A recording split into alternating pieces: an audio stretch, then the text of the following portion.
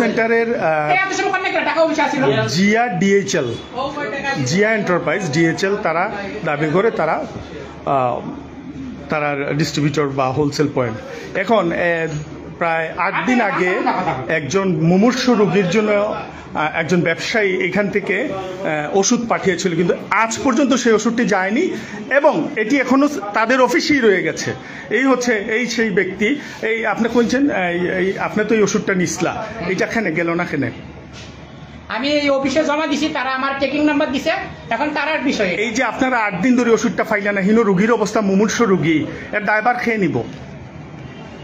Excuse me, আপনার খোকা এটা ড্রাইভার অফিস আছে, একটা অফিস নিবে। আমি কি বলবো? তুমি এই অফিসে ওষুধ কি হইছে ভাইয়া? এটা তাই আমি তো অফিসে দিছি, একটা টাকা অফিস আছে, এটা ওজন নিয়ে সমস্যা হইছে নিয়ে হাতে। এইটা কি তোমরা যে পাঠাইছে তাকে জানাইছো যে আপনার ওষুধ নিয়ে সমস্যা হইছে, অন্য কোথাও চেষ্টা করেন? তোমরা জানাও নাই, নিয়ে বসে রইছো। ওইখানে তো পেশেন্ট তো অপেক্ষা আছে এই ওষুধের।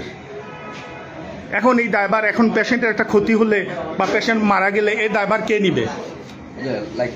না লাইক এটা তো লাইভ হইতেছে, একটু বলো। আপনি ওষুধ কি করছেন? ওষুধের কাস্টমার আপনার বসে চিল্লাপাল্লা করতেছে, ওনারা মিডিয়ার লোক আছে, ওষুধ কই রাখছেন আপনি? দেখেন অবস্থা, আপনার দায়িত্ব নেয় না।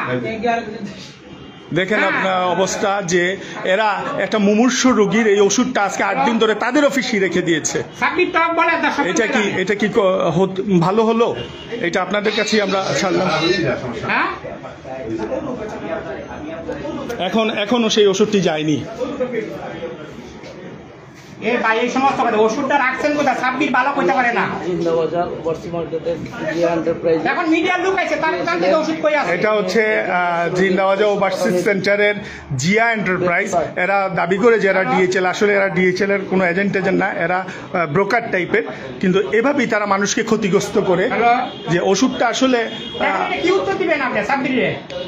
সাব্বিরের সাথে কথা বলেন আপনি। হ্যালো, ঠিক আছে, ওটা কি নামাতে যাবো কা? ওটা কি নামাতে সমাধান? 8 দিন ধরে ওষুধটা যাচ্ছে না, এখন কেন যায়নি সেটি নিয়ে কথা বলছেন এই জিয়া এন্টারপ্রাইজের কর্মী। ঠিক আছে, টাকা আছে তো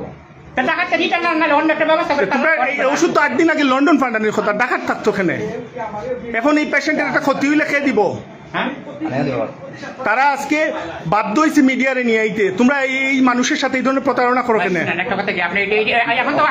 না না না না, প্লিজ এটা জবাব দাও, জবাব দাও, এটা জবাব দাও।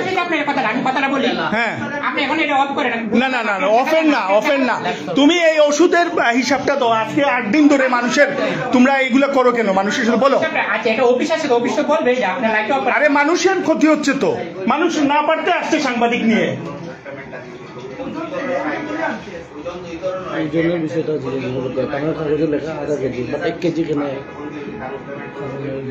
তাই তো আধা কেজি দিসলা, তোমরা 1 কেজির মাত্র ওখানে। এটা 1 কেজির মাত্র, এটা একটা ইয়ে আছে, পলিসি আছে। কারণ এই দেখেন আপনারা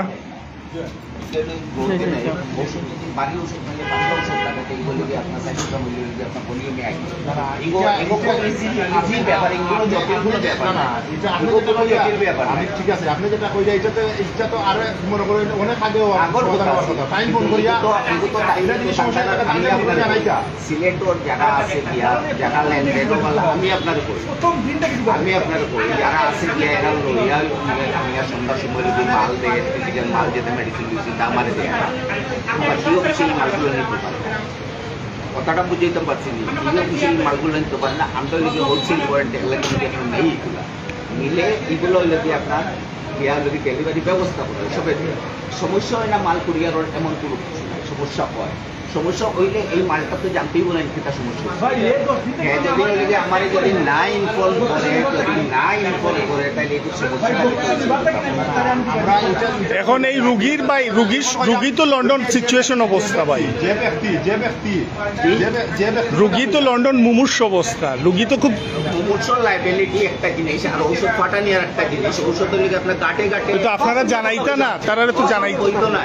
ওষুধ ডেঞ্জারাস ফুডের মাঝে পড়ে আমরা একটা ব্যবস্থা করতাম পারি ওগুলো লাগে লোকে আপনাকে পাই তারা তো জানাইতে আপনি যে আপনার ওষুধটা যাইতো না। ভাই আপনি তো আমার এখানে দিলে তো আমার এখানে না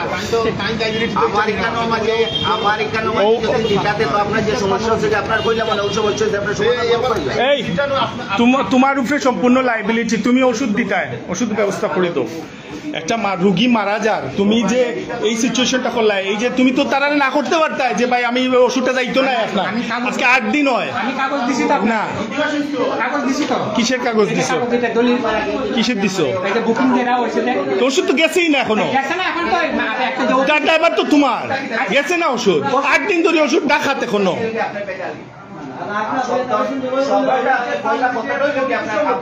ভাই ওনার কথার মাধ্যমে আমি আপনাদের একটু জানতে চাইছি আধা কেজি মাল ছিল আপনাদের সব কর্মচারী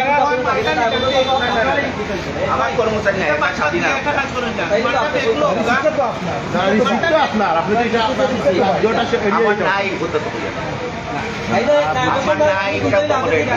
ব্যাপারটা তো হইলো যে আমি কইলে আমার কাছে সমস্যাটা জানতে হইব, তারপরে সমাধান দিতে হইব না, জানার আগে সমাধান দিতে হবে।